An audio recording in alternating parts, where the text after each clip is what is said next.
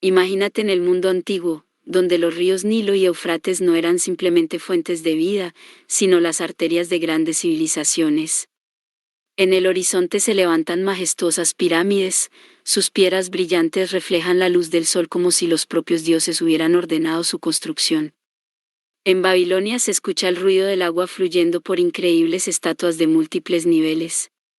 Zeus se alza tan grandioso que parece que su sonrisa da vida al tiempo mismo. Este mundo estaba lleno de misterios, aspiraciones y una sed infinita de dejar una huella en la historia. Las 7 maravillas del mundo no son simplemente estructuras, son la encarnación de las ambiciones, del genio y de la fe en la inmortalidad del espíritu humano. Ellas parecían decir, miren de lo que somos capaces, nunca nos olvidarán. Esta lista, que ha llegado hasta nosotros desde las profundidades de los siglos, se convirtió en un símbolo peculiar de la voluntad indomable del hombre, de su capacidad para superar lo imposible. Pero, ¿cómo surgió la idea de reunir exactamente 7 maravillas? Las raíces de esta lista se remontan a la antigüedad, cuando el mundo era gobernado por filósofos, viajeros y científicos que buscaban clasificar y comprender todo a su alrededor. Heródoto, conocido como el padre de la historia, y sus seguidores, fueron los primeros en describir las grandes creaciones de aquella época. Sin embargo, la lista definitiva se formó un poco más tarde gracias al trabajo de Calímaco de Cirene, bibliotecario de la Biblioteca de Alejandría. ¿Por qué exactamente 7? En el mundo antiguo, este número se consideraba sagrado, simbolizando la plenitud y la perfección. Estas maravillas surgieron en una época en la que las civilizaciones alcanzaban alturas sin precedentes en la arquitectura, la ingeniería y el arte. Los faraones egipcios, los gobernantes de Babilonia y los tiranos griegos utilizaron sus riquezas para erigir edificios que debían sobrevivir a los siglos. Pero es importante recordar que no se construían simplemente por belleza. Las pirámides eran tumbas para los faraones dioses, la estatua de Zeus era la encarnación de la grandeza divina a la que adoraban millones. El mundo a su alrededor era completamente distinto al de hoy. Imagina caravanas cruzando las interminables arenas de los desiertos para entregar materiales preciosos para la construcción, marineros conquistando aguas turbulentas. Todo esto es parte de la historia que muestra hasta dónde puede llegar el hombre guiado por un sueño y por el afán de gloria inmortal. Las 7 maravillas del mundo son un puente entre el pasado y el presente. No solo hablan de los logros de aquellos tiempos, sino que también nos recuerdan que los sueños son capaces de superar los siglos. Ahora, vamos a emprender un viaje en el tiempo y a descubrir cómo cada una de estas majestuosas estructuras cobró vida. ¿Quién y por qué las creó, y cómo cambiaron el mundo? La Gran Pirámide de Keops. Ahora trasladémonos a Egipto, el país donde comenzó la historia de las maravillas del mundo.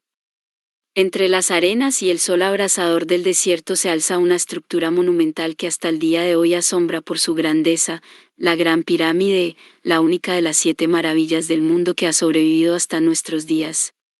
La pirámide fue construida alrededor del año 2560 a.C. durante el reinado del faraón Jufu, Keops. Esta estructura, con una altura de casi 147 metros, fue la más grande del mundo durante milenios. Hoy es un poco más baja debido a la pérdida de sus capas superiores de revestimiento, pero sigue siendo un símbolo de la genialidad y de las ambiciones de la antigua civilización egipcia. El proceso de su construcción es un verdadero enigma. Para la creación de la pirámide se necesitaron alrededor de 2,3 millones de bloques de piedra, cuyo peso total se estima en 6 millones de toneladas. Cada bloque, dependiendo de su tamaño, pesaba entre 2,5 y 80 toneladas. ¿Cómo movían los antiguos egipcios piedras tan masivas? Los científicos creen que utilizaban trineos que se deslizaban sobre arena húmeda para minimizar la fricción.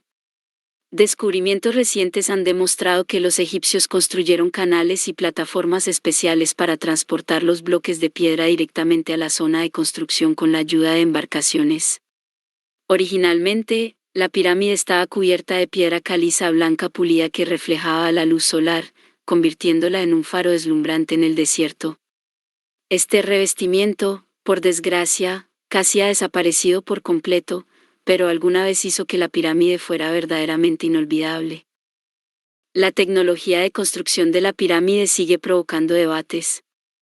Algunos sugieren que los bloques se subían con la ayuda de rampas rectas que se alargaban a medida que se erigía la pirámide. Otros están seguros de que se usaban rampas en espiral o un complejo sistema de palancas. Independientemente del método, fue un milagro de la ingeniería que hoy sigue causando admiración.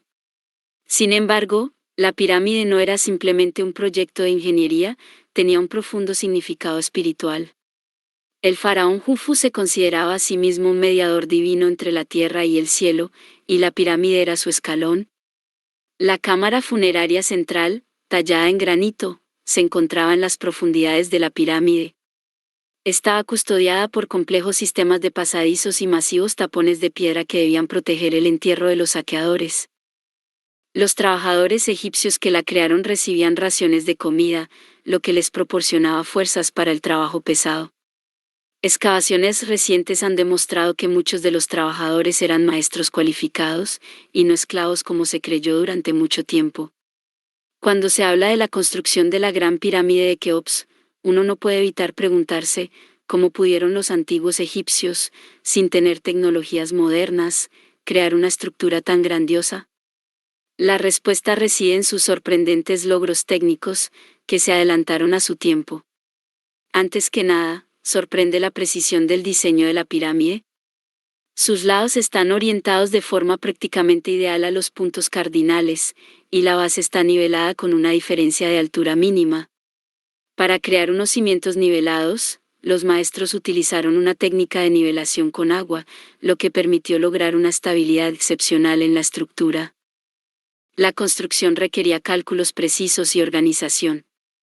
Los egipcios demostraron maestría en el uso de rampas para elevar los bloques.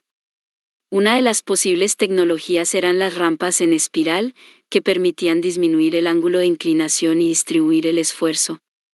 Las rampas son estructuras inclinadas que los antiguos egipcios utilizaban para subir pesados bloques de piedra a las alturas durante la construcción de la pirámide. Imagínate un tobogán largo y de poca pendiente por el que se puede tirar de una piedra hacia arriba, así es como funcionaba. Los bloques de piedra se colocaban en trineos, y estos trineos eran arrastrados por los trabajadores por la superficie de la rampa. Para que los trineos se deslizaran más fácil, humedecían la arena debajo de ellos y esto facilitaba el trabajo. A medida que la pirámide se hacía más alta, la rampa se alargaba o se hacía una nueva para poder seguir subiendo los bloques. Las rampas podían ser diferentes, rectas, que conducían a un lado de la pirámide, o en espiral, que envolvían la estructura. La rampa en espiral permitía subir las piedras gradualmente sin crear una inclinación demasiado pronunciada. Cuando el bloque se encontraba a la altura deseada, se colocaba en la estructura de la pirámide y los trabajadores bajaban por el siguiente. Era un sistema increíblemente laborioso pero efectivo, sobre todo si se tiene en cuenta que los egipcios no tenían grúas modernas. Tales soluciones de ingeniería ayudaron a subir bloques masivos a una altura de más de 140 metros. Merece una admiración aparte el trabajo con el granito. Estas piedras densas y pesadas, traídas de lejos, se procesaban hasta lograr una suavidad ideal con la ayuda de herramientas de cobre, arena y agua. Esta tecnología era increíblemente laboriosa, pero aseguraba la altísima calidad del acabado de los espacios interiores de la pirámide. Los antiguos egipcios también utilizaron un sistema de cámaras de descarga sobre la cámara funeraria para redistribuir la presión de las masivas capas de bloques de piedra. Esta solución demostró su profunda comprensión de la física y de la estructura de los edificios. La Gran Pirámide de Keops no solo sorprende por su tamaño y por sus logros de ingeniería, sino que también está envuelta en multitud de mitos y misterios que han inquietado a la humanidad a lo largo de milenios. Estas historias no son solo invenciones, reflejan nuestra sed de desentrañar los secretos del pasado y de entrar en contacto con la grandeza de las civilizaciones antiguas. Uno de los mitos más populares es la suposición de que la pirámide de Keops no es simplemente una tumba, sino un dispositivo que posee una fuerza energética especial. Algunos partidarios de esta teoría creen que la pirámide podría haberse utilizado para generar energía, y su forma y orientación a los puntos cardinales tienen un significado especial. Por ejemplo, en sus proporciones se encuentran la llamada proporción áurea, una armonía matemática que se encuentra en la naturaleza y en la arquitectura. Estas coincidencias engendran la hipótesis de que los antiguos egipcios podían poseer conocimientos que se han perdido para nosotros. Otro misterio sigue siendo por qué dentro de la pirámide no hay pinturas tradicionales o bajorrelieves característicos de la mayoría de las tumbas. Ni dioses, ni escenas de la vida después de la muerte, ni oraciones dedicadas al faraón se encontraron en sus cámaras interiores. Esta ausencia de elementos decorativos suscita muchas preguntas. Tal vez la pirámide tenía un propósito ritual especial, o bien su decoración interior nunca fue terminada. También existen mitos sobre su construcción. Una de las hipótesis más audaces sugiere que pudo haber sido construida por representantes de una civilización extraterrestre. Los seguidores de esta idea señalan la increíble precisión en la unión de los bloques, la masa de las piedras y la complejidad de su transporte. Por supuesto, esta teoría no está confirmada por hechos científicos, pero le añade a la pirámide una aura mística e intrigante. Si miramos dentro de la pirámide, en el siglo XIX, el ingeniero británico Howard Vyse descubrió varias cámaras de descarga sobre la cámara funeraria. Estos espacios probablemente se utilizaban para redistribuir el peso de las piedras y así evitar un derrumbe.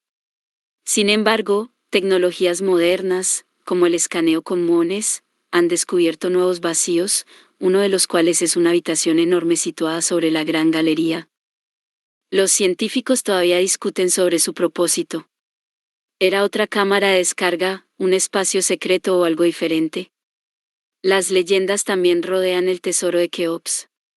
En la antigüedad se creía que el faraón fue enterrado con una riqueza increíble, que incluía oro, piedras preciosas y artefactos raros.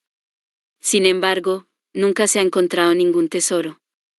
Los ladrones saquearon la pirámide en la antigüedad, pero también hay quienes creen que las cámaras secretas que ocultan estas riquezas aún están por descubrirse. La conexión de la pirámide con la astronomía es otro de los grandes misterios. Algunos investigadores afirman que las tres grandes pirámides de Giza están ubicadas de tal manera que coinciden con las estrellas del cinturón de Orión. Esta teoría se apoya en investigaciones que muestran que los antiguos egipcios prestaban muchísima atención a la astronomía. Además, los conductos de ventilación dentro de la pirámide están orientados para coincidir con la posición de estrellas como Sirio y Alfa Draconis, lo que refuerza la sensación de su conexión con los cielos. Muchos misterios de la pirámide están relacionados con la figura del faraón Jufu. Los historiadores todavía discuten si fue un gobernante despótico que obligó a miles de trabajadores a construir la pirámide, o un líder sabio que inspiró a sus súbditos para la creación de este grandioso monumento. Y finalmente, una de las leyendas más fascinantes afirma que la Gran Pirámide guarda los secretos de la humanidad. Se cree que en su interior están escondidos textos o artefactos que revelan conocimientos perdidos de las civilizaciones antiguas. La pirámide de Keops sigue siendo no solo el mayor logro arquitectónico, sino también un símbolo del deseo humano por resolver lo desconocido. Cada nuevo hallazgo nos plantea aún más preguntas, convirtiéndola en un enigma eterno que sigue inspirando a los investigadores. Los jardines colgantes de Semiramis. Después de los misterios y los logros de ingeniería de la Gran Pirámide de Keops, nos trasladamos a un mundo completamente distinto, un oasis verde que supuestamente se alzaba entre las arenas de la antigua Babilonia, los jardines colgantes de Semiramis, la segunda de las 7 maravillas del mundo. Se convirtieron en el símbolo del sueño humano por la armonía entre la naturaleza y la arquitectura, pero ¿fueron una realidad? En las obras de los autores antiguos, los jardines se describían como una estructura grandiosa, cascadas de terrazas cubiertas de flores, árboles y arbustos que creaban la ilusión de estar suspendidas en el aire. Según las leyendas, los jardines fueron construidos por el rey Nabucodonosor II en el siglo VI a.C. para su esposa Mitis, quien extrañaba los paisajes verdes de su Media natal. Los jardines no solo debían embellecer el palacio, sino simbolizar el poder del rey que había sometido a la naturaleza a su voluntad. Sin embargo, lo primero que causa duda es la ausencia de menciones de los jardines en los textos de la propia época de Nabucodonosor. Las crónicas de ese periodo, incluyendo tablillas cuneiformes, describen detalladamente la construcción de palacios y templos, pero no mencionan en ninguna parte jardines maravillosos. Las primeras descripciones de los jardines aparecieron solo varios siglos después en los escritos de autores de la antigüedad como Estrabón y Diodoro Sículo. Ellos podrían haberse basado en leyendas orales o en interpretaciones erróneas de registros más antiguos. Otra cuestión es cómo, en las condiciones del desierto, se logró crear un sistema de irrigación tan complejo. Según las leyendas, el agua era llevada a las terrazas superiores mediante un mecanismo que recuerda al tornillo de Arquímedes, un dispositivo que elevaba el agua a gran altura. Este sistema debía suministrar agua constantemente a las enormes terrazas llenas de plantas, lo que habría requerido un nivel increíble de conocimiento en hidráulica. Sin embargo, hasta ahora no se han encontrado pruebas de la existencia de tal mecanismo en Babilonia. Una hipótesis alternativa traslada los jardines de Babilonia a Nínive, la capital del Imperio Asirio. Los historiadores creen que el creador de los jardines pudo haber sido el rey asirio Sennacherib, famoso por sus logros en ingeniería. En Nínive de hecho se han descubierto restos de un complejo sistema de canales y acueductos que podrían haberse utilizado para la irrigación. Estos hallazgos hacen que la versión sobre Nínive sea más plausible que la leyenda tradicional sobre Babilonia. No menos enigmática es la cuestión del origen del nombre de los jardines. Semiramis, en cuyo honor son llamados, es una figura más mitológica que histórica. Su imagen personifica la fuerza, la belleza y la sabiduría, pero no hay confirmaciones reales de su existencia. Los científicos creen que el nombre de Semiramis pudo haber sido atribuido a los jardines más tarde, para vincularlos con la legendaria reina. Pero vamos a conocer un poco sobre quién fue esa tal Semiramis. Su figura está envuelta en mitos y misterios, y sigue siendo una de las mujeres más asombrosas de la antigüedad. Semiramis, o Samuramat como se la llamaba en Asiria, fue una personalidad histórica real. Ella era la esposa del rey asirio Shamshi-Adad-Due, que gobernó en el siglo IX a.C. Tras la muerte de su esposo, se convirtió en regente de su hijo Adad-Nirari III, asumiendo temporalmente el control de uno de los imperios más poderosos de su tiempo. Este hecho ya la hace única para una época en la que las mujeres rara vez desempeñaban un papel activo en la política. Sin embargo, su historia no se limita a hechos secos. Historiadores griegos y romanos, como Diodoro Sículo y Heródoto, transformaron a Semiramis en una figura casi mítica. En sus descripciones ella aparecía como una mujer sabia, poderosa e increíblemente hermosa, cuyas hazañas rozaban la leyenda.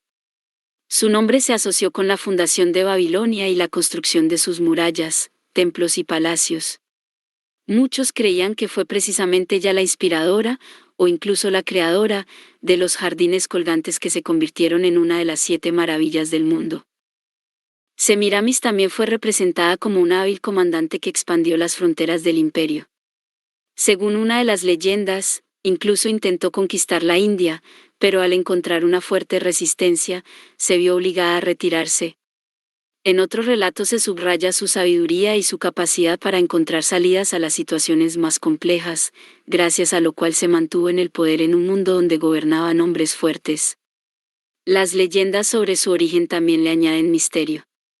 Según una de las historias, era hija de la diosa Erceto, quien abandonó a su hija recién nacida a su suerte. A la niña la encontró un pastor, y luego el rey la notó y la tomó por esposa. Este argumento mítico probablemente fue añadido más tarde para resaltar su origen divino y su grandeza. Sin embargo, muchas de sus hazañas descritas en textos de la antigüedad no están confirmadas por datos históricos. Los historiadores creen que su papel real fue más modesto. Como regente, gobernó el estado en un periodo de inestabilidad y fortaleció el poder de su hijo. A pesar de todo, su nombre se transformó en un símbolo del poder y liderazgo femenino. Semiramis se convirtió en una imagen colectiva, absorbiendo en sí los rasgos de distintas mujeres y gobernantes influyentes. Ella fue y sigue siendo una leyenda, la personificación de la belleza, la sabiduría y el poder. Aunque sus logros fueron exagerados, ella inspira todavía hoy, permaneciendo como ejemplo de cómo la leyenda puede superar a la realidad. ¿Cómo podrían haberse visto los jardines colgantes de Semiramis si realmente existieron? La descripción de los jardines conservada en las obras de los autores antiguos inspira a investigadores y artistas a crear su imagen. Aunque faltan pruebas arqueológicas, las reconstrucciones, basadas en los textos y en los conocimientos de ingeniería de la antigüedad, permiten imaginar cómo pudo haber sido ese oasis verde. Imagínate una estructura masiva de varios niveles construida con ladrillos o piedras. Cada terraza, sostenida por robustas columnas y arcos, formaba escalones sobre los cuales se plantaban árboles, arbustos y flores. Las plantas estaban dispuestas de tal manera que las cascadas de vegetación que descendían de las terrazas superiores creaban la ilusión de jardines colgantes flotando en el aire. Las terrazas estaban conectadas por escaleras o caminos inclinados, permitiendo a los habitantes del palacio y a los invitados pasear entre la exuberante vegetación. El elemento central del jardín probablemente era un complejo sistema de suministro de agua. Los textos antiguos describen un mecanismo que llevaba el agua desde el río Eufrates hasta la cima de la estructura. Tal vez fue un mecanismo similar a un tornillo o una serie de elevadores de agua que subían el agua hacia las terrazas superiores. Luego el agua fluía hacia abajo a través de cascadas o pequeños arroyos, irrigando las plantas en cada nivel. El sonido del agua fluyendo creaba una atmósfera de tranquilidad y frescura, llenando los jardines con los sonidos de la naturaleza. Los jardines probablemente presentaban un fuerte contraste con el terreno desértico circundante. La vegetación podía incluir árboles exóticos y flores traídas de varias regiones, como Media, el lugar de origen de la reina Mitis. Tal vez entre las plantas que crecían allí había granados, cipreses, palmeras datileras, jazmines y rosas, lo que añadía no solo belleza, sino también un aroma que llenaba el aire.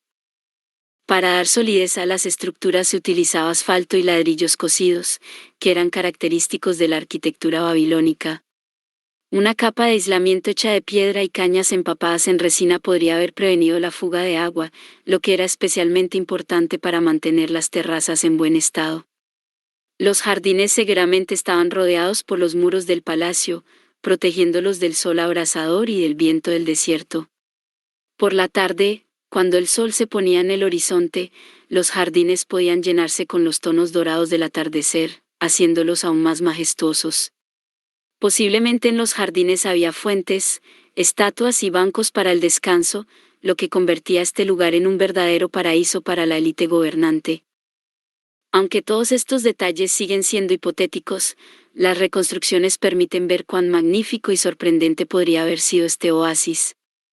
Los jardines colgantes de Semíramis, si es que existieron, fueron no solo un símbolo de maestría en ingeniería, sino también la encarnación del sueño de armonía entre la naturaleza y el genio humano. La estatua de Zeus en Olimpia. Después de la grandeza y los misterios de los jardines colgantes, nos trasladamos a Grecia, el país de la filosofía, el arte y de la profunda adoración a sus dioses. En el mismo corazón de esta civilización, en la sagrada Olimpia, se encontraba una de las 7 maravillas del mundo, la estatua de Zeus, que se convirtió en la encarnación de la grandeza y el poder del dios supremo del panteón griego. Para los griegos, Zeus no era solo el dios del trueno y del relámpago, sino también el protector del orden y la justicia. Olimpia, donde se encontraba el santuario principal de Zeus, se convirtió en símbolo de la unidad de las polis griegas. Aquí no solo se realizaban ritos religiosos, sino que también tenían lugar los Juegos Olímpicos que se celebraban en su honor. Los Juegos no servían solo como competiciones deportivas, sino como demostración de fuerza física, mente y espíritu, ideales que se asociaban con Zeus. La estatua de Zeus, creada por el famoso escultor Fidias alrededor del año 435 a.C., no era simplemente una obra de arte, se convirtió en símbolo del poder absoluto del dios sobre el mundo. La altura de la estatua era de unos 12 metros, lo que la hacía una de las esculturas más grandes de su época. Zeus fue representado sentado en un trono, su imponente figura personificaba grandeza y poder. En una mano sostenía una estatuilla de Nike, la diosa de la victoria, simbolizando el triunfo, y en la otra, un cetro con un águila que personificaba su poder sobre la tierra y el cielo. El trono en sí era una verdadera obra maestra, decorado con marfil, oro y piedras preciosas. En su superficie, Fidias representó escenas de la mitología griega, enfatizando el origen divino de Zeus y sus victorias sobre el caos. Esta combinación de materiales exquisitos y tallado detallado hacía la estatua increíblemente impresionante, especialmente en combinación con la suave luz natural que caía por las ventanas del templo. Para los griegos, la estatua no era solo un objeto de adoración, sino la encarnación de un ideal. Simbolizaba la armonía entre lo humano y lo divino, mostrando cómo el arte podía reflejar la grandeza de los dioses. La majestuosa figura de Zeus infundía asombro y reverencia, recordando a la gente su poder. La estatua se convirtió en un lugar de peregrinación a donde acudía gente de toda Grecia para ver esta obra maestra. La estatua de Zeus inspiraba, recordaba la fuerza y la unidad de los helenos, y también el significado de la religión en sus vidas. Para los antiguos griegos, no era simplemente la representación de un dios, sino también el símbolo de su cultura, fe y aspiración a la perfección. La creación de la estatua de Zeus en Olimpia se convirtió en uno de los proyectos más complejos y ambiciosos de la antigüedad, que demostró la increíble maestría de los escultores griegos antiguos. Fidias, el famoso maestro de su tiempo, aplicó técnicas artísticas e ingenieriles únicas para crear no solo una estatua, sino una imagen que inspirara asombro y recordara el poder divino de Zeus. La base de la escultura era un marco de madera que servía como esqueleto para sujetar los otros materiales. Para fortalecer la estructura, se utilizaron inserciones y conexiones especiales tratadas con compuestos resistentes a la humedad. El marco estaba oculto bajo capas de oro y marfil, creando la ilusión de un dios vivo. El marfil se usó para revestir las partes expuestas del cuerpo de Zeus, como el rostro, el torso, las manos y los pies. Este material, pulido hasta brillar, transmitía de manera asombrosa la textura, música y el resplandor de la piel humana. Para dar brillo y luminosidad a las ropas de Zeus, se utilizaron finísimas láminas de oro. Este material simbolizaba el resplandor divino, y cada detalle de su armadura, sandalias y capa estaba decorado con pequeños ornamentos que intensificaban la sensación de riqueza y poder. El trono de Zeus no era simplemente un soporte, sino una obra de arte independiente. Estaba incrustado con oro, ébano y piedras preciosas. En el respaldo y los reposabrazos del trono, Fidias creó imágenes talladas de figuras mitológicas y también símbolos del poder, como el águila y el rayo, atributos del propio Zeus. Cada uno de los tallados no era simplemente decorativo, sino que contaba una historia que vinculaba a Zeus con su papel de Dios supremo. Los detalles de la estatua resaltaban su grandeza. La luz natural que incidía y la estatuilla de Nike en la mano del dios lucía tan delicada y elaborada que la consideraban una obra de arte separada. El cetro que Zeus sostenía en la otra mano estaba decorado con esmeraldas. Y la luz que entraba por las ventanas estaba cuidadosamente planificada para iluminar la figura de Zeus de tal manera que pareciera radiante, como si estuviera viva. El efecto se intensificaba por el reflejo de la luz en las superficies doradas y de marfil, creando una atmósfera mística. El taller de Fidias en Olimpia, donde se creó la estatua, estaba equipado con la última tecnología de la época. Allí trabajaban los mejores artesanos, dedicados a procesar metales, marfil y madera. Los restos de moldes y herramientas encontrados en este taller testifican cuán laborioso y preciso fue el proceso de creación de la estatua. La historia de la estatua de Zeus en Olimpia terminó trágicamente y sigue siendo un misterio que los investigadores intentan resolver hasta el día de hoy. Esta obra maestra del arte antiguo, creada para alabar al Dios supremo de los antiguos griegos, sobrevivió a siglos de admiración, pero finalmente desapareció, dejando tras de sí solo recuerdos y leyendas. Durante varios siglos, la estatua de Zeus adornó el templo en Olimpia, atrayendo a peregrinos de toda Grecia y otras regiones del Mediterráneo. No era solo un objeto religioso, sino también un símbolo de la grandeza cultural. Sin embargo, con el declive de los Juegos Olímpicos y la prohibición de los ritos paganos en el año 394 después de Cristo, por decreto del emperador Teodosio el templo de Zeus perdió su significado. Con el tiempo, sus estructuras comenzaron a derrumbarse, dejando a la estatua sin protección adecuada. El destino de la estatua misma todavía es tema de debate. Una de las leyendas más conocidas dice que en el siglo V después de Cristo la estatua fue trasladada a Constantinopla, la capital del Imperio Romano de Oriente. Allí, supuestamente, fue instalada en un palacio para seguir inspirando a la gente con su belleza y grandeza. Sin embargo, en el año 475 ocurrió un gran incendio en Constantinopla, que destruyó numerosos edificios y objetos de valor, incluyendo, probablemente, la estatua de Zeus. Este incendio se considera una de las posibles causas de su desaparición. Otros investigadores sugieren que la estatua pudo haber permanecido en Olimpia y ser destruida por catástrofes naturales. Los terremotos, que ocurrieron repetidamente en esa región, destruyeron el templo de Zeus y los edificios circundantes. Si la estatua realmente permaneció en su lugar original, pudo haber sido dañada o destruida bajo los escombros del templo. Existe también la versión de que la estatua fue objeto de destrucción por parte de fanáticos cristianos, que en la antigüedad tardía buscaban destruir los símbolos de la religión pagana. El oro y el marfil utilizados en su creación pudieron haber sido desmantelados y reutilizados, lo que también habría contribuido a su desaparición. Los hallazgos arqueológicos en el taller de Fidias, donde fue creada la estatua, permiten reconstruir algunos detalles de su apariencia exterior y de la tecnología de fabricación. Sin embargo, nunca se encontraron fragmentos físicos de la estatua misma, lo que la convierte en una de las mayores pérdidas del patrimonio cultural. Hoy solo podemos ver las ruinas del templo de Zeus en Olimpia, que una vez fue el hogar de esta majestuosa escultura. No obstante, su memoria sigue viva gracias a los textos antiguos, las descripciones de los viajeros de la antigüedad y las reconstrucciones de artistas modernos. La desaparición de la estatua se ha convertido en un símbolo de cómo incluso las más grandes creaciones del arte pueden perderse en el tiempo, dejando tras de sí solo recuerdos e inspiración para las futuras generaciones. El templo de Artemisa en Éfeso. Después de la grandeza de la estatua de Zeus en Olimpia y de la sabiduría del Dios Supremo, nos trasladamos hacia Menor, a la antigua Éfeso, para conocer otra maravilla del mundo, el templo de Artemisa. Este grandioso templo, dedicado a la diosa de la naturaleza, la caza y la fertilidad, no era simplemente un objeto religioso. Se convirtió en la encarnación de la maestría artística y de ingeniería, así como en el centro de la vida cultural y económica del mundo antiguo. El templo de Artemisa se consideraba una maravilla del mundo, sobre todo, por sus dimensiones y su grandeza.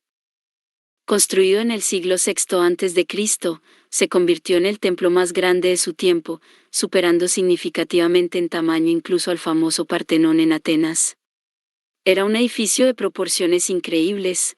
La longitud del templo superaba los 115 metros, el ancho cerca de 55 metros, y la altura de sus columnas alcanzaba los 20 metros. En total, el templo estaba sostenido por 127 columnas dispuestas en varias filas, lo que creaba la impresión de un grandioso bosque de mármol. Estas columnas no solo servían como soporte, sino que simbolizaban la armonía entre la naturaleza y el arte humano. Sin embargo, no solo el tamaño hacía al templo de Artemisa especial, su significado para los habitantes de Éfeso y de todo el mundo griego era enorme. Artemisa era una de las diosas más veneradas del panteón griego, personificando la fertilidad, la protección a las mujeres y la armonía con la naturaleza. Éfeso se consideraba su ciudad sagrada, y el templo, el lugar donde la diosa manifestaba su poder y gracia. Los habitantes de la ciudad creían que Artemisa los protegía, y por eso invertían enormes recursos en el santuario. El templo se convirtió en un lugar de peregrinación para personas de toda Grecia y de otras regiones que venían a llevar ofrendas y rendir honores a la diosa. El templo de Artemisa no era solo un centro religioso, sino un símbolo cultural. Su construcción y mantenimiento demostraban la riqueza y el poder de Éfeso.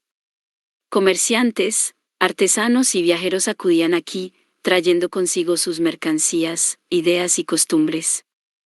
El templo se convirtió en un nudo que conectaba diferentes culturas y regiones, fortaleciendo el papel de Éfeso como un centro internacional. La ubicación única del templo también resaltaba su importancia. Fue construido sobre tierra pantanosa intencionalmente, para la cual los arquitectos aplicaron un método ingenioso. Un lugar así no fue elegido por casualidad, simbolizaba el vínculo de Artemisa con la naturaleza, su poder sobre la tierra y el agua. El pantano, según se creía, protegía al templo de los terremotos destructivos, lo que confirmaba las propiedades mitológicas del lugar. El principal motivo por el cual el templo de Artemisa es considerado una de las maravillas del mundo fue su significado para los pueblos antiguos. Este lugar personificaba no solo la belleza y la destreza de la ingeniería, sino también una profunda fe en la diosa que encarnaba la esperanza, la protección y la prosperidad. La gente no acudía aquí solo por los ritos, sino para sentir el contacto con algo grande, divino e inmune al tiempo.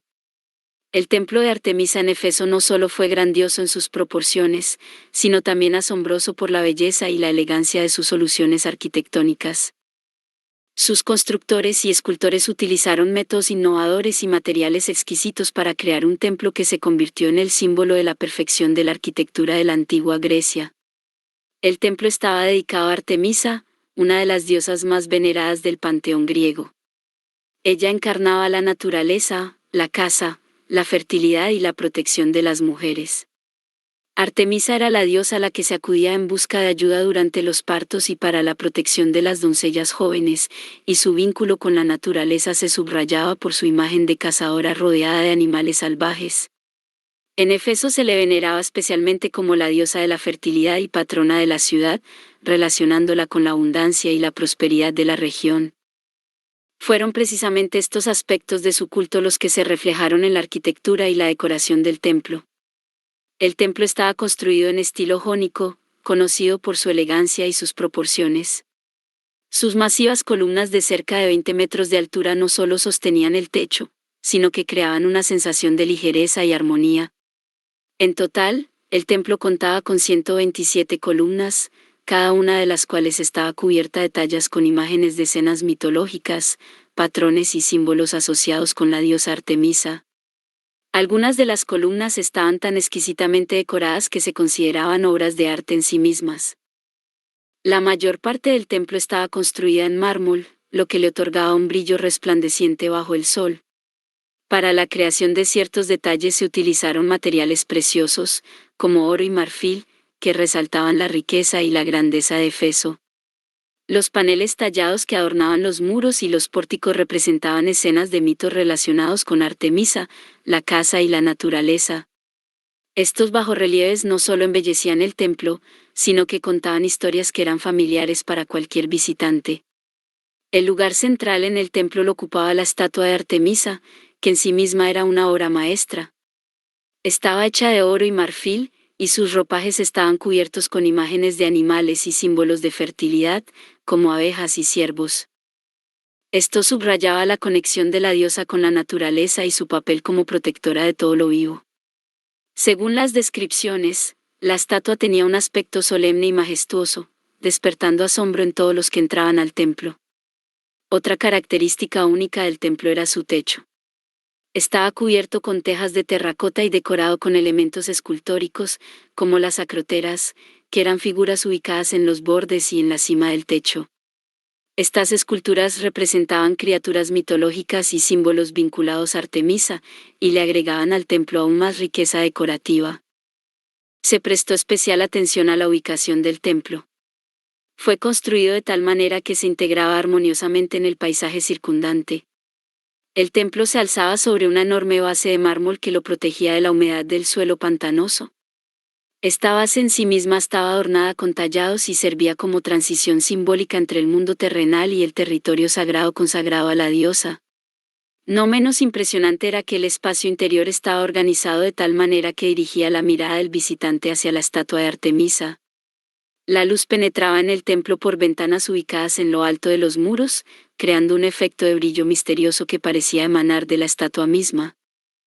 El suelo del templo estaba revestido de mármol decorado y con piedras preciosas, lo que añadía a la decoración interior aún más lujo.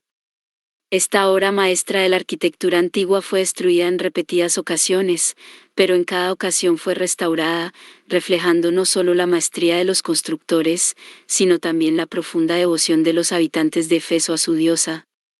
La primera destrucción importante ocurrió en el año 356 a.C., cuando el templo fue incendiado por Heróstrato. El fuego destruyó los elementos de madera y el techo, así como también dañó la estatua de Artemisa. Este acto provocó una gran ira en los habitantes de Éfeso y en todo el mundo griego. El nombre de Eróstrato fue maldecido y se intentó borrarlo de la historia, prohibiendo hacer mención de él. Sin embargo, en lugar de dejar el lugar en ruinas, los habitantes de Éfeso decidieron reconstruir el templo con aún más lujo. Gracias a las generosas donaciones de toda Grecia, así como al apoyo financiero de Alejandro Magno, el templo fue reconstruido. El nuevo edificio se hizo aún más grande que el anterior, con decoraciones aún más refinadas y con una estructura mejorada. Esta reconstrucción se convirtió en un símbolo de perseverancia y fe, demostrando que la cultura y la religión pueden superar incluso las pruebas más difíciles. Pero la tragedia no esquivó al templo en el futuro. En el siglo III después de Cristo, Éfeso fue atacado por los godos, quienes saquearon la ciudad y destruyeron el templo. Este evento se convirtió en el momento de inflexión en su historia. El templo ya no se reconstruyó en toda su magnitud. Para esa época, la influencia del cristianismo en la región se fortalecía y el culto a Artemisa comenzó gradualmente a apagarse. Los restos del templo se utilizaron como material de construcción para nuevos edificios, entre ellos para iglesias cristianas, incluyendo la famosa Catedral de Santa Sofía en Constantinopla. La destrucción definitiva se produjo como resultado de cataclismos naturales. Terremotos que repetidamente sacudieron la región destruyeron por completo los restos del templo hacia el siglo VI después de Cristo. El lugar donde alguna vez estuvo una de las más grandes maravillas del mundo se convirtió en ruinas abandonadas. A pesar de esto, el recuerdo del templo de Artemisa continuó viviendo en los textos de la antigüedad y en las leyendas. En el siglo XIX, los arqueólogos iniciaron excavaciones en Éfeso y descubrieron los restos de los cimientos del templo, así como fragmentos de sus columnas y decoraciones. Estos hallazgos permitieron restaurar una idea general de su grandeza e importancia. Hoy en día, el lugar donde se erigía el templo atrae a viajeros de todo el mundo. El lugar donde una vez estuvo el templo de Artemisa en Éfeso es ahora una zona arqueológica situada cerca de la ciudad de Selkuk, en Turquía. Es uno de los sitios más famosos del mundo antiguo. Aunque el templo mismo solo quedan ruinas, los visitantes actuales pueden ver rastros de los cimientos, unas pocas columnas restauradas y fragmentos de bloques de mármol que recuerdan aquella estructura otrora majestuosa. El mausoleo de Halicarnaso. Pasando de la grandeza del templo de Artemisa en Éfeso, nos trasladamos a la ciudad de Halicarnaso, ubicada en la costa del mar Egeo, hoy moderna Bodrum, en Turquía. Exactamente aquí se encontraba otra maravilla del mundo, el majestuoso mausoleo construido en honor al rey Mausolo y su esposa Artemisia. Este monumento no solo se convirtió en el símbolo del amor eterno y la devoción, sino también en la encarnación de la ambición de unos gobernantes que aspiraban a dejar su huella en la historia. Mausolo gobernó Caria en el siglo IV a.C. Sus dominios estaban bajo la influencia del imperio persa, pero de hecho era un gobernante independiente, que maniobraba hábilmente entre las grandes potencias de su época. Mausolo fue un destacado político y estratega. Fortaleció su poder, amplió las fronteras de Caria y transformó a Halicarnaso en un próspero centro cultural y económico.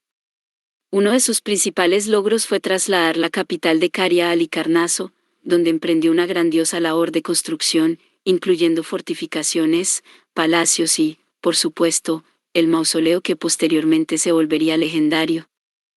Sin embargo, Mausolo no solo era conocido por sus actividades políticas, sino también por la estrecha relación con su esposa y hermana, Artemisia. Su matrimonio no era solo familiar, sino político. Artemisia no solo fue la fiel compañera de Mausolo, sino también su igual en el gobierno del Estado. Destacaba por su inteligencia, educación y su afán por fortalecer la grandeza de Caria. Juntos forjaron un legado cultural que admiró a sus contemporáneos y a la posteridad. Al morir Mausolo en el año 353 a.C., Artemisia quedó devastada por la pérdida. Para inmortalizar su memoria y expresar su amor, tomó la decisión de construir un grandioso mausoleo. Este monumento no solo debía ser un lugar de entierro, sino que debía simbolizar la grandeza de Mausolo y de Caria. Las leyendas dicen que Artemisia estaba de un luto tan profundo por la pérdida de su marido que incluso bebió las cenizas de Mausolo mezcladas con vino para llevar siempre una parte de él consigo. Aunque este hecho podría ser una exageración, resalta la profundidad de su dolor y devoción. Para la construcción del mausoleo, Artemisia contrató a los mejores maestros y arquitectos de su época, incluyendo a Sátiro y Piteo, así como a famosos escultores como Escopas, Leocares, Timoteo y Briaxis. Cada uno de ellos aportó su genialidad en la creación de esta maravilla, que combinaba las tradiciones arquitectónicas griegas, egipcias y persas. Artemisia no solo financió el proyecto, sino que supervisaba personalmente cada etapa para asegurarse de que el mausoleo fuera digno de la memoria de su esposo. El mausoleo en Halicarnaso no fue una simple tumba, se convirtió en símbolo de amor, devoción y ambiciones. Su construcción sentó las bases para futuras obras maestras arquitectónicas y consagró el nombre de Mausolo en la historia. Artemisia entró para siempre en la historia como la mujer capaz de transformar su pena en la más grande de las artes. El mausoleo de Halicarnaso se convirtió no solo en el lugar de entierro del rey Mausolo y de su esposa Artemisia, sino también en una obra maestra arquitectónica excepcional, que asombraba por su diseño único y su refinamiento sin igual. Su diseño combinaba elementos de la arquitectura griega, caria y persa, simbolizando la multiplicidad de la cultura de Caria y su conexión con diferentes civilizaciones. La altura del mausoleo era de unos 45 metros, lo que lo hacía uno de los edificios más altos de su tiempo. Se levantaba sobre una masiva base rectangular de mármol blanco. La base, que se presentaba como una plataforma escalonada, simbolizaba la solidez y la grandeza, creando un poderoso cimiento para toda la estructura. Sobre la base se elevaban filas de columnas realizadas en estilo jónico que rodeaban la tumba. En total se contaban 36 columnas, las cuales sostenían el techo, dándole a la estructura la ilusión de ligereza y elegancia. Entre las columnas se ubicaban paneles decorativos con bajorrelieves que mostraban escenas de la mitología y grandes hazañas, resaltando la idea de la grandeza divina de Mausolo. Una atención especial atraía el techo piramidal del mausoleo.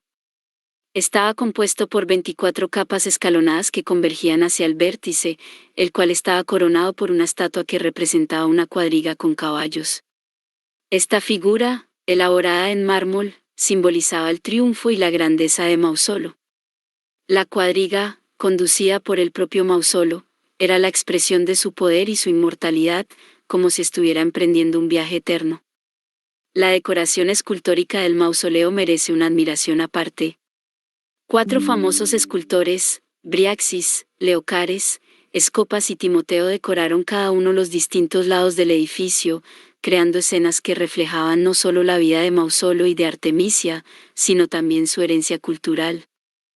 Entre las representaciones más famosas había batallas de Amazonas, escenas marítimas y escenas con la participación de dioses y héroes. Cada uno de los lados del mausoleo tenía un estilo único, reflejando la maestría y la individualidad de los artistas. En el centro de todo el complejo se hallaba la estatua de Mausolo y Artemisia elaborada a tamaño natural. Estas estatuas estaban colocadas en lo alto del mausoleo, subrayando su papel como gobernantes dignos de veneración.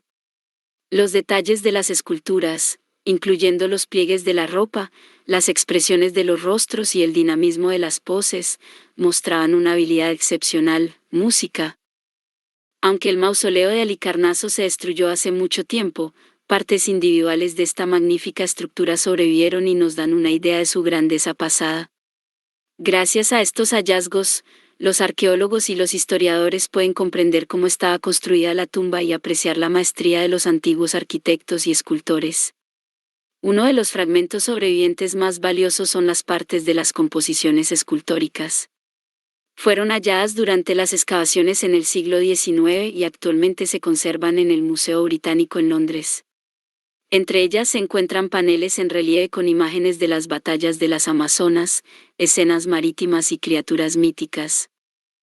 Estos detalles no solo demuestran la maestría artística de la época, sino que revelan el contexto cultural en el que se creó el mausoleo.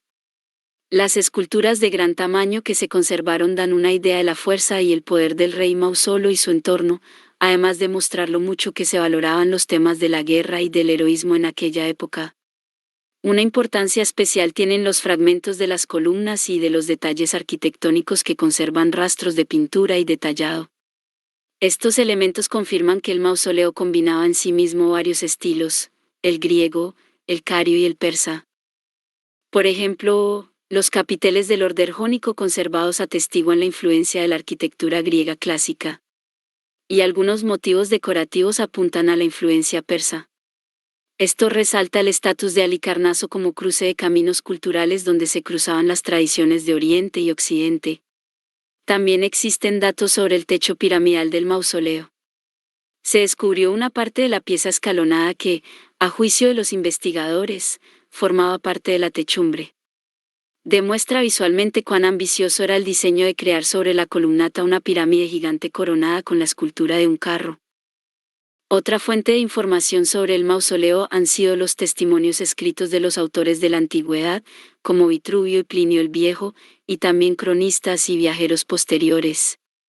Sus descripciones, complementadas por los hallazgos arqueológicos, brindan la oportunidad de recrear el aspecto general del mausoleo y entender qué papel desempeñaba en la vida de Halicarnaso. Reunidos, los fragmentos conservados y las descripciones forman una imagen coherente del mausoleo como obra de arte y de ingeniería. Ayudan a comprender cuán alto era el nivel de maestría de los arquitectos antiguos, los escultores y también a entender qué influencia ejerció esta tumba en el desarrollo de la arquitectura de la región mediterránea. El mausoleo se convirtió no solo en el monumento a la memoria del rey Mausolo, sino en un testimonio convincente de la diversidad cultural y el genio creativo del mundo antiguo. El Coloso de Rodas.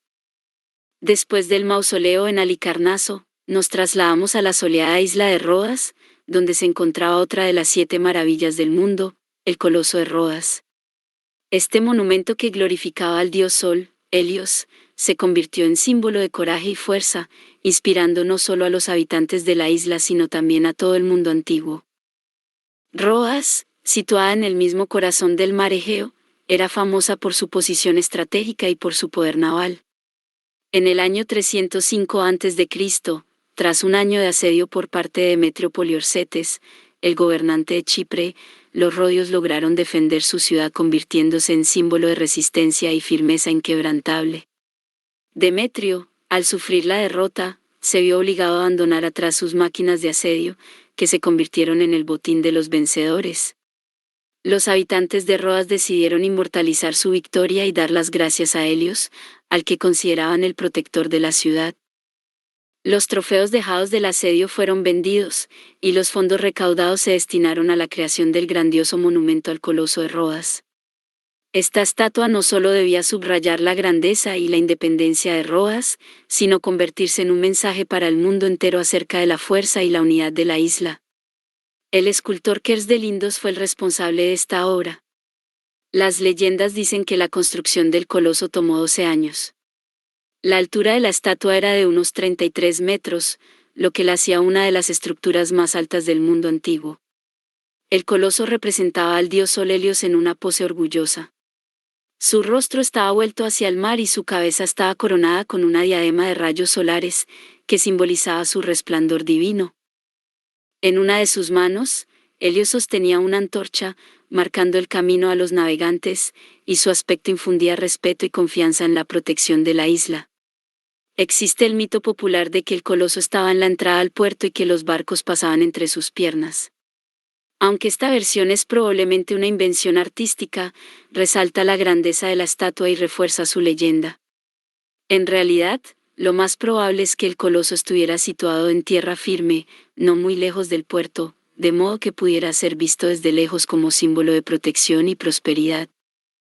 La construcción del Coloso de Rodas se convirtió en un símbolo de la victoria no solo debido a sus grandiosas dimensiones, sino gracias al profundo simbolismo que los habitantes de Rodas depositaron en él. Esta estatua no era simplemente un monumento, era un reflejo de su identidad. El coloso personificaba la unidad, el orgullo y el poder de una ciudad que supo mantenerse firme frente a un fuerte enemigo. El propio proceso de erigir el coloso se convirtió en un acto de triunfo colectivo. Todas las capas de la sociedad participaron en el proyecto, desde la venta de los trofeos hasta el trabajo en la construcción. Los ciudadanos no solo levantaban una estatua, creaban el símbolo de su resistencia e independencia, lo cual era fundamentalmente importante para ellos. Cada contribución a la construcción reforzaba el sentido de comunidad y de apoyo mutuo entre los habitantes.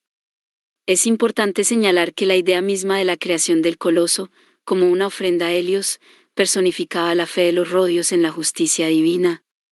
Ellos creían que su victoria era fruto de su valor y también de la gracia de los dioses.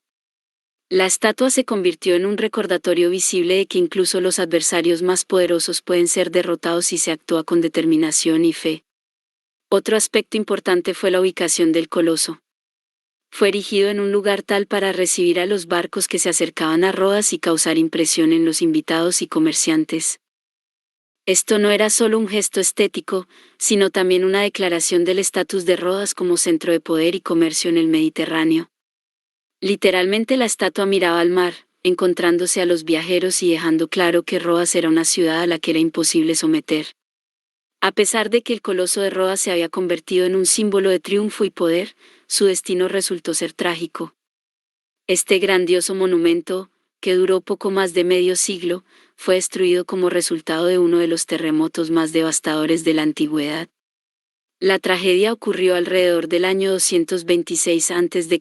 cuando un fuerte terremoto sacudió la isla de Rodas.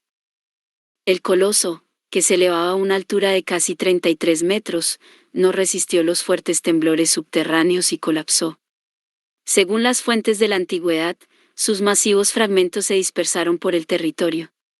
A pesar de esto, incluso en su estado ruinoso, el coloso continuaba asombrando a quienes lo veían.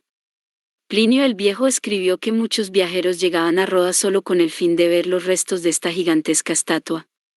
Tras el terremoto, los habitantes de Rodas pidieron ayuda al oráculo en Delfos para saber qué hacer con los restos del coloso. Sin embargo, el oráculo aconsejó dejar la estatua destruida, explicando que esto era una señal de la voluntad de los dioses. Los rodios obedecieron la profecía y los restos del coloso permanecieron en su sitio durante varios siglos. Los fragmentos de la estatua reposaron en la tierra hasta el siglo VII después de Cristo, cuando los conquistadores árabes tomaron Rodas. Según las crónicas, los restos del coloso fueron desmantelados y vendidos como metal. La leyenda dice que para transportar estos escombros se necesitaron 900 camellos, lo que confirma los grandiosos tamaños de la estatua, incluso en pedazos. A pesar de la pérdida física, la memoria y el legado del coloso continuaron viviendo. Este monumento se convirtió en símbolo de valor, resistencia y unidad, inspirando no solo a los autores de la antigüedad, sino también a las generaciones posteriores. El coloso de Rodas se transformó en el arquetipo de las estatuas grandiosas y sirvió como fuente de inspiración para la creación de numerosas esculturas, incluyendo a la famosa Estatua de la Libertad en Nueva York. El Faro de Alejandría. Después del coloso de Rodas, que se alzaba como símbolo de la fuerza y la unidad, viajamos a Egipto, donde en la isla de Faro se erigía el Faro de Alejandría. Esta maravilla del mundo, que deslumbraba no solo por su tamaño y maestría arquitectónica, sino que tenía un enorme significado práctico, convirtiéndose en una de las construcciones de navegación más importantes del mundo antiguo. El Faro de Alejandría fue construido alrededor del siglo III a.C. bajo el gobierno de Ptolomeo II Filadelfo, y su creación estaba estrechamente ligada al desarrollo de Alejandría como uno de los mayores centros comerciales y culturales del Mediterráneo. La ciudad, fundada por Alejandro Magno, se convirtió rápidamente en un importante nudo de comercio internacional. Su puerto, protegido por la isla de Faros, recibía barcos de todo el mundo conocido.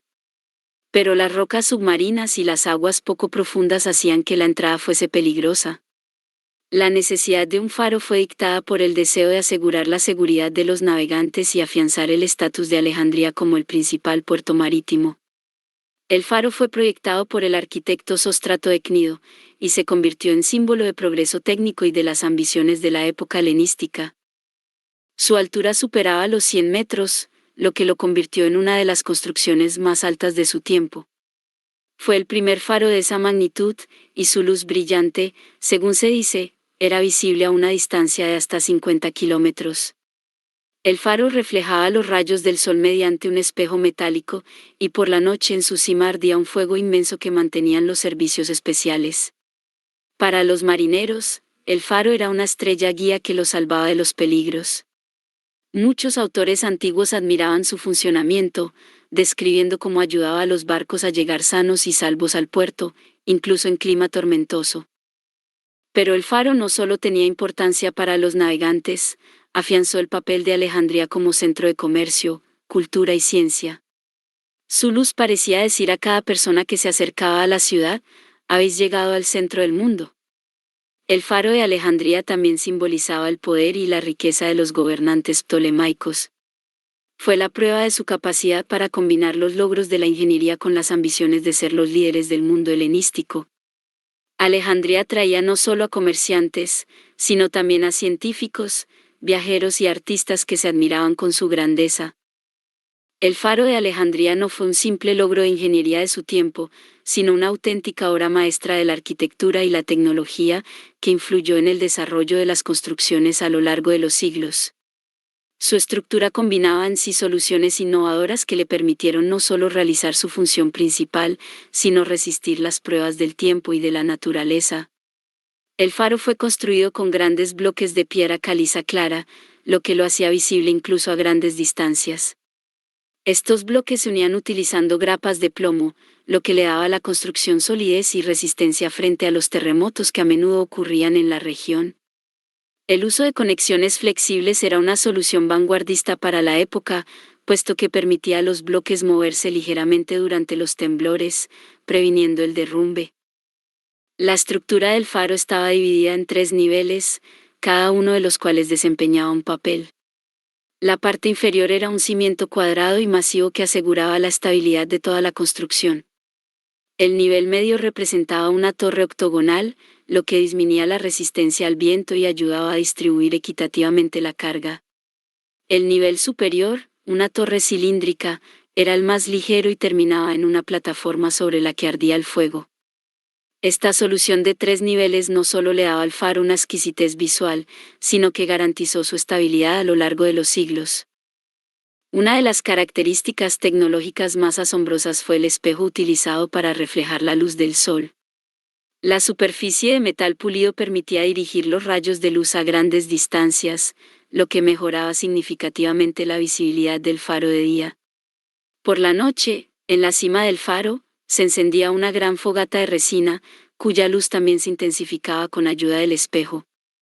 Este fue uno de los primeros ejemplos del uso de la tecnología de reflexión en la arquitectura. La longevidad del faro se explica no solo por la calidad de los materiales y la construcción bien pensada, sino por su significado simbólico para los ptolomeos. El faro no era simplemente una estructura funcional, sino un símbolo de su poder y de su maestría. Por esto, su construcción se llevó a cabo utilizando las mejores tecnologías y recursos de la época. Sin embargo, ni siquiera la ingeniería más avanzada pudo proteger por completo el faro de las fuerzas destructivas de la naturaleza. El faro de Alejandría resistió varios siglos, manteniéndose no solo como punto de referencia de navegación, sino como símbolo cultural. No obstante, una serie de fuertes terremotos, especialmente en los años 956, 1303 y 1323, le causaron daños irreparables, y con el tiempo, se transformó en ruinas. Y sus piedras fueron utilizadas para la construcción de una fortaleza que sigue en pie en ese mismo lugar hasta el día de hoy. El faro de Alejandría, que se alzaba en la isla de Faros, ejerció una influencia colosal en el desarrollo de los faros como estructuras de navegación. Su diseño innovador y escala establecieron los estándares para la creación de faros en épocas posteriores. No fue solamente una maravilla del mundo antiguo, sino también un modelo para futuros logros ingenieriles. Antes que nada, el faro de Alejandría sentó el concepto del faro como estructura multifuncional. No fue solo un punto de referencia para los navegantes, sino un símbolo de poder, fuerza y grandeza cultural. Esta idea de fusionar el uso práctico con la estética y el simbolismo encontró su reflejo en faros construidos mucho más tarde de su época. Incluso siglos después, los faros no solo iluminaban el camino, sino que se convertían en atracciones arquitectónicas que subrayaban el estatus de las ciudades portuarias. Una influencia especial ejerció el faro de Alejandría en aspectos tecnológicos. Su estructura de múltiples niveles, que incluía un cimiento masivo y una cima más ligera, se volvió prototipo para muchos arquitectos de la Edad Media y los tiempos modernos. Por ejemplo, la estructura de 3 niveles proporcionaba resistencia al viento y a los terremotos, y además facilitaba el mantenimiento del fuego. Esto se convirtió en el prototipo para muchos faros que se construían en las costas de Europa y Asia. La tecnología del uso de un espejo para reflejar la luz es también uno de los aportes importantes del faro de Alejandría a la navegación.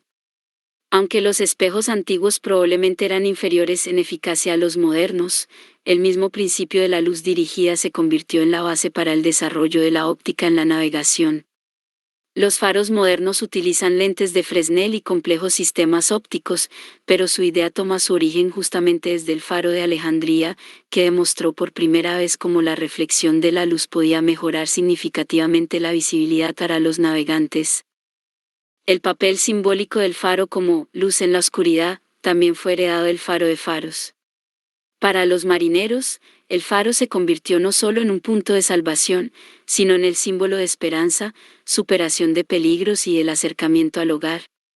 Muchos de los faros modernos se inspiraron en la leyenda del faro de Alejandría, incluyendo estructuras tan famosas como la Torre de Hércules en España y la Estatua de la Libertad en Nueva York, que también es un faro y, a la vez, el símbolo de la grandeza y la libertad. El destino de las maravillas y su legado moderno. Hablemos sobre el destino de las 7 maravillas del mundo. ¿Por qué la mayoría de ellas no se conservaron? La respuesta es simple y compleja a la vez. En ello influyeron multitud de factores, desde desastres naturales hasta la negligencia humana.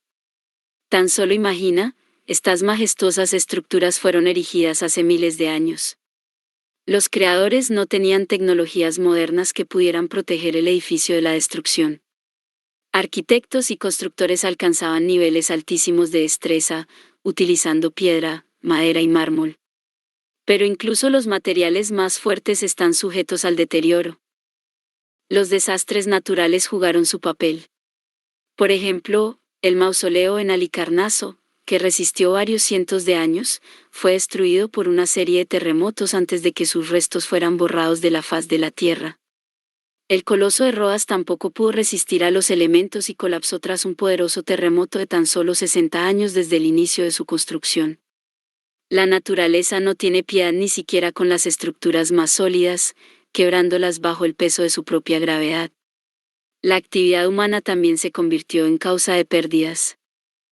El faro de Alejandría, que orgullosamente se alzaba sobre el mar Mediterráneo, fue parcialmente destruido por terremotos, pero finalmente desmantelado por la gente, que utilizó sus piedras para la construcción. Un destino similar sufrieron también las demás maravillas. Algo fue destruido en las guerras, algo se saqueaba y se reutilizaba, algo simplemente se olvidaba. Pero quizás, la pérdida más dramática fue la Biblioteca de Alejandría.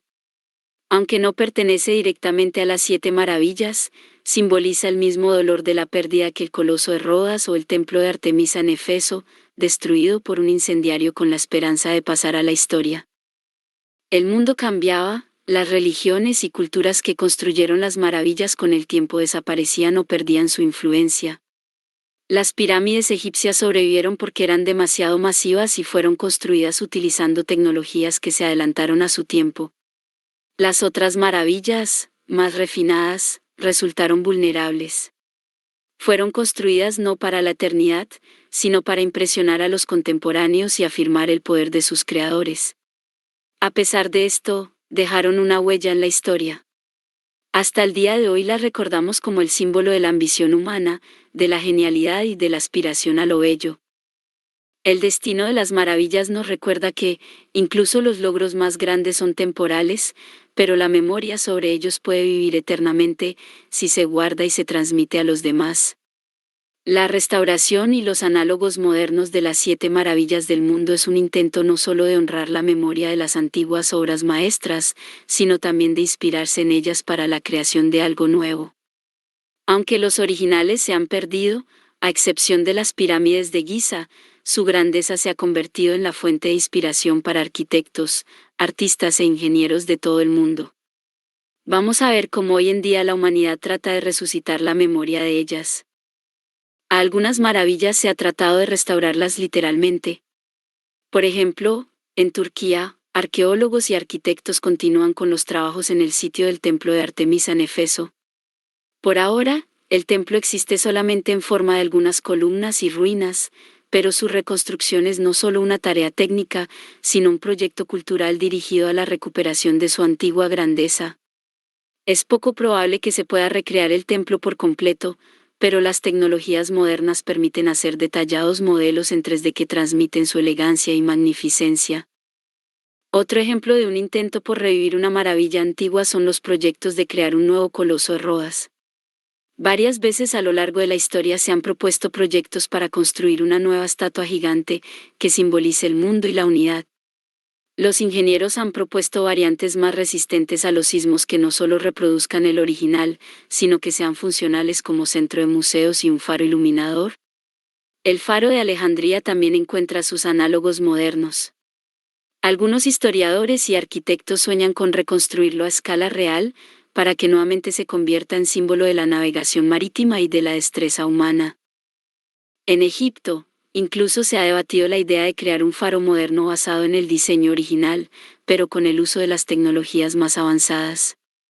Además de la restauración directa, vemos la creación de nuevas maravillas del mundo, que rinden homenaje al respeto de los antiguos constructores. Por ejemplo, Dubái con sus ambiciones arquitectónicas recuerda a las antiguas civilizaciones que aspiraban a la creación de lo imposible. El Burj Khalifa, una majestuosa torre, se alza como un coloso moderno sobre la ciudad, demostrando el poder de las tecnologías modernas. La armonía de la naturaleza y del arte, inspirada en los jardines colgantes de Semiramis, vive hoy en proyectos de modernidad como los jardines verticales en Singapur o el famoso jardín en la azotea en Milán. Estos jardines modernos demuestran cómo los sueños antiguos de un paraíso en la tierra encuentran su reflejo también en nuestra época. El destino de las 7 maravillas nos recuerda que la inspiración humana es eterna. No podemos hacer regresar el pasado, pero podemos revivir su espíritu en nuevas formas. Cada restauración o cada nuevo proyecto es no solo un tributo a la memoria, sino un recordatorio de que el sueño humano, al igual que la historia misma, continúa.